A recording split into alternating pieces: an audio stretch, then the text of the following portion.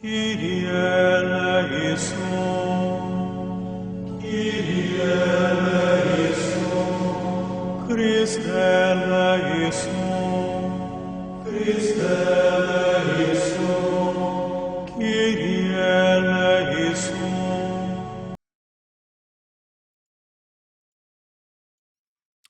Well, good afternoon, everyone. It's approximately coming up on 3 o'clock in the afternoon on Sunday afternoon, and it's kind of hard to believe, but I guess the big event tonight is the Oscars.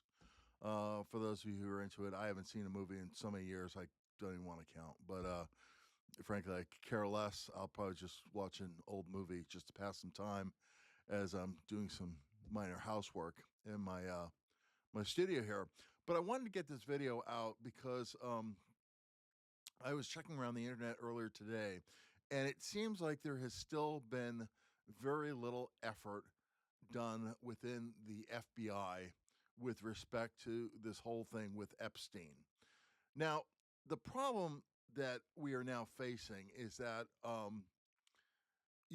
there's a saying in business, certainly, and in the military, which I learned, is that you never want to screw up your first major assignment, especially when you've got a lot of eyeballs on you. And one of the things that I hate to say this about our new Attorney General, but with all due candor, ma'am, you're screwing up royally. Not to say you're screwing up by yourself. Mr. Patel, this is your agency, and you're screwing up royally. And I'd like to go and, I was a big supporter in your confirmation hearing. I believe everything that you said and wanted to get done, but frankly, you're showing a lot to be desired here, sir.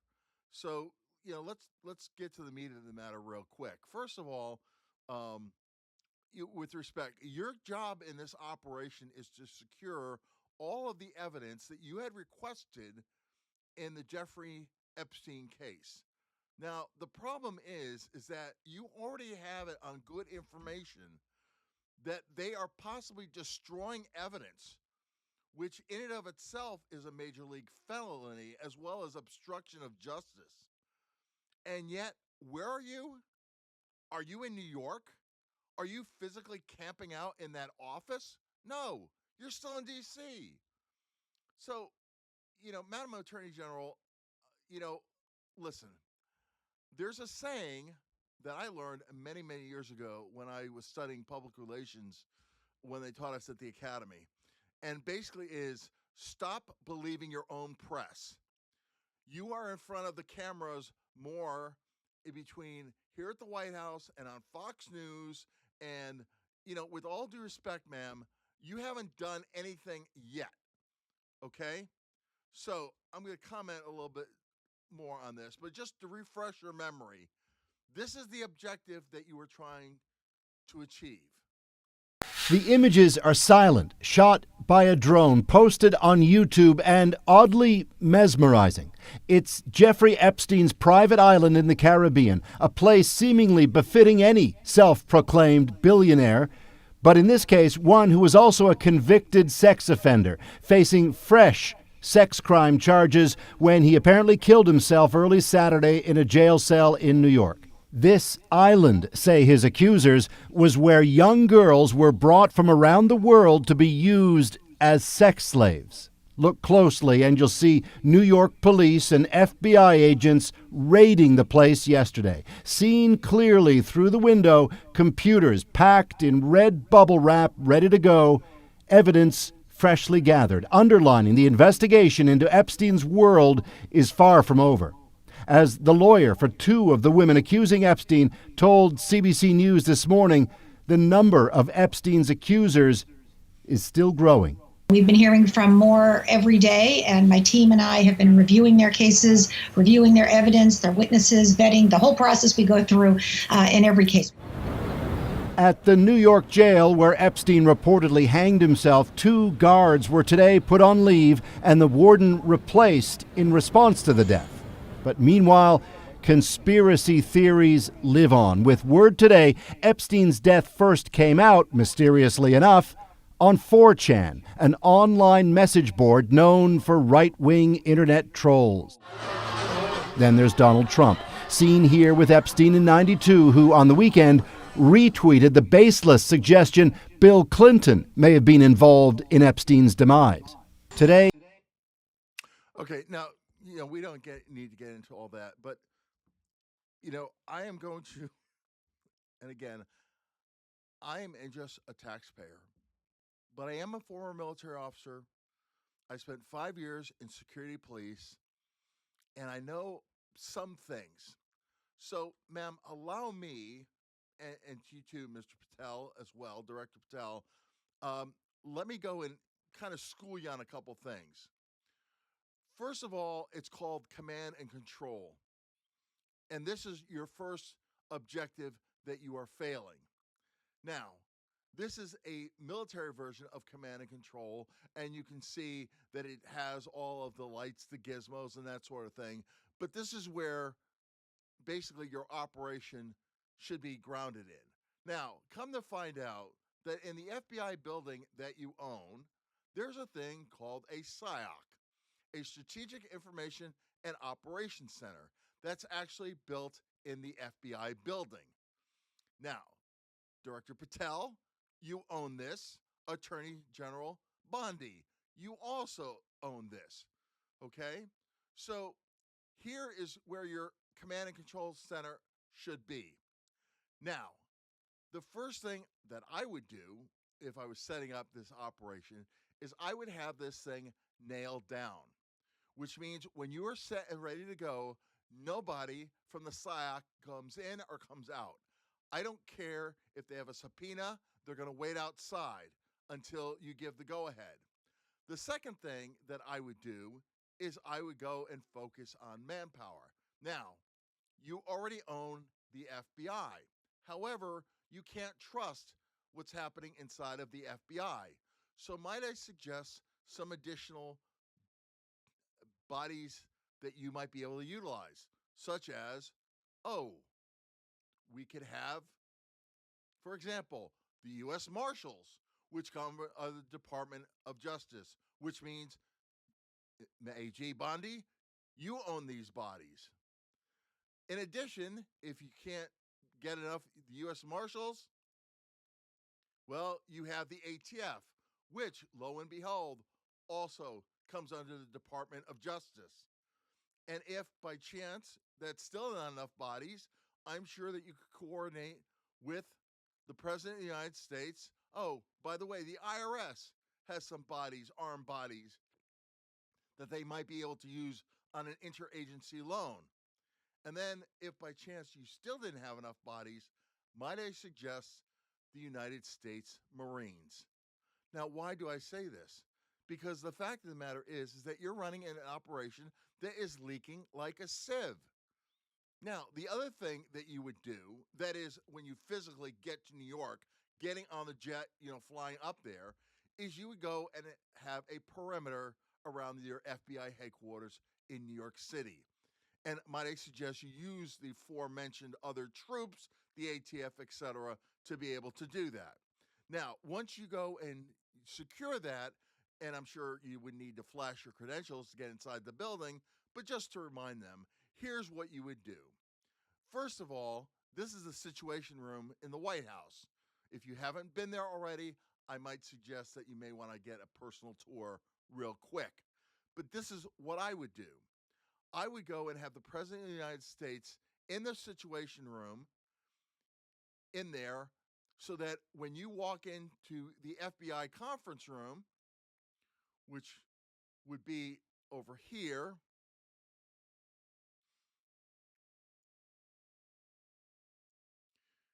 then you also coordinate with your SIOC, and basically, here's what's going to happen. You're going to be on a three-way call. The president's in the Situation Room. The special agent in charge for the New York office is going to be in there, and you're going to have whoever is the on-scene commander in the SIOC. The president is going to come on and basically give the order directly to the SAC in New York. Now, does that undercut your authority? Yeah, a little bit. But you know what? It's kind of nice to have the boss be able to tell them. So, because there is no higher authority. The SAC cannot go and defer to anyone else. And then what you do, ma'am, is then you go and you get down into that evidence locker. And then whoever is the SAC or the person that's in charge of that, you go and you tell them per order of the President of the United States and your authority as the Attorney General with the Director of the FBI, they need to empty out everything in that cash lock, in that evidence locker with respect to Epstein. Of course, you will have to sign for that, but of course, to keep the chain of custody, but I don't think that would be a big deal. See, ma'am, that's the way you go and you run an operation. Because frankly, if I was your boss right now, I'm not really too impressed. Now, again, if a single person does not do exactly what you tell them to do, then you arrest them right then and there on an obstruction of justice. Now, again, I'm not a lawyer. I'm just a former security police cop in the United States Air Force. But it does go and say that it impedes the due and proper administration of the law in which a pending exercise is being before any department or agency of the United States, or with the due and proper of the power of the inquiry, that is either the House or the House and the Senate, shall be fined and imprisoned no longer than 5 years, or if the offense involves international or domestic terrorism. And I think that you could make a charge that trafficking underage women is a form of domestic terrorism, that they can get 8 years or both for a combined 13 years. You see, ma'am, that's what you do to run an operation, a successful operation. I'm going to give you one last piece of advice that I hope you will take. Okay? Now, they used to say this about Rudy Giuliani. They say this about Chuck Schumer. They say this about any politician, that once you get in front of a mic, you can't ignore any mic. Well, ma'am, with all due respect, stay the hell away from the microphones and the cameras. Because frankly, you haven't delivered. All you got were 200 pages of redacted material. You are being told that evidence is being destroyed. So again, why the hell are you not in New York right now? If you want to be in front of cameras, you should be giving a press conference in that conference room in the FBI Center in New York. And you should be surrounded with all of that evidence that you're going to box up and take back to D.C. Why, ma'am, is that not being done? And Mr. Patel, why are you not reinforcing your boss on this? I mean, guys, you both claim that you're experienced litigators or whatever. How about let's recognize for what this thing really is? This thing is a power play. And frankly, you are being played. Okay? You talk about getting rid of the deep state. The deep state is kicking your butt. If they are allowed to destroy crucial evidence, you have no way of getting back at them. You've got nothing. So, get your ass on the plane, get to New York, seize that evidence, and if you have to start arresting fellow agents for obstruction, that's the way things fall. But I'm telling you, as a taxpayer, I am getting sick and tired. I mean, people talk about the inefficiency of what Elon is finding is just on a financial sense. This is a failure to execute. This is a major debacle. We are in the 6th week of your boss's new term, and you're demonstrably showing that you cannot execute. So, folks, listen, I'm just a taxpayer. But frankly, if I remember correctly, you are public servants. You technically work for your fellow citizens. And as a fellow citizen, I'm not happy. I wish I could be more supportive, but I can't. And the fact of the matter is that you guys put on, you're fronting, right? To quote the kids, show you're posers. You're not, because there's a difference between the doers. The doers act, and then they take the beer after it's all said and done. You guys have been celebrating with champagne, and all you got is 200 pages of redacted documents. You are far, far from being in the red zone. You're not even on the playing field. So you better suit up, get your butts on the playing field, and do what you're supposed to be doing. Because I'm telling you, this boss of yours has got a very famous phrase. You're fired. And the one thing that this man does not tolerate is when people make him look bad. And you are not making him look great. So again, I just wanted to get this out there. I hope we have better news. But frankly, I'm not holding my breath.